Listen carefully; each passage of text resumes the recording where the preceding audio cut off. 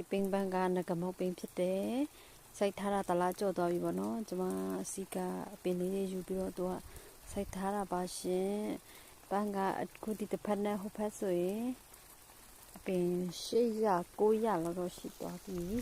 ဒါငကမောက်ပင်ပေါ့တလားကြော့အနေထားမှာအမိုးတွေကသူကမလို့တလားအမိုးမရှိတော့ကြီးနဲ့ထိန်းနေတာအကြောင်းကတော့ရန်လာမှာမဟုတ်ဘူးအမိုးတွေမရှိကကြောပန်းလေးတွေဆိုပန်းပွေးလေးဆိုနည်းနည်းဝါနေအောင်ပြရတယ်ခုသူစိုက်ပြီးတော့ဒီလိုမျိုးလေးတွေပြန်ဆွဲမြေတွေပြန်ဆွဲပုံထားတယ်ပေါ့နော်ဒီလိုဆွဲပုံလေဆိုရင်တော့သူ့အတွက်ကဘယ်ပြောမှကကြောဒီအပင်လေးတွေကပို့ပြီးတော့ဖြစ်လွယ်တယ်ပေါ့နော်တန်လွယ်တယ်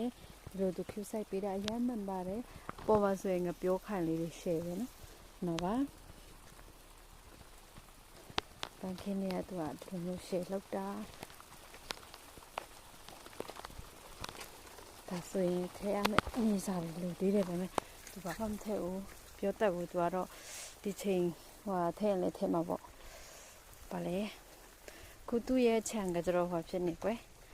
ကြောက်တုံးလေးအတုံးလေးတွေတဲလေးတွေလည်းရှိတယ်ဒါမဲ့လည်းသူရအောင်စိုက်တယ်ပြီးရှင်တော်ရေးဆိုသူနော်ရှိသေးပါတယ်ထဲမှာဒီမှာဆိုရင်ဒီပေါက်ပြီးတဲ့နေရာဆိုရင်ပြောတတ်ဘူးမြေဩစာရလဲပုံမမေးမိဘူးသူဟောတော့မှကြည့်အပွင့်နေနော်ဒါအခုဟိုဖက်ကနေပြလာတာနဲ့ဒါနဲ့ဆိုရင်အပင်1000လောက်တော့မရှိဘူးပေါ့နော်1000ပြည့်တော့မယ်ပေါ့ဒါကရွာမှာကိုအတော်တွေကကိုပြန်ပြီးတော့ပန်းပင်လေးတွေအားပေးတာ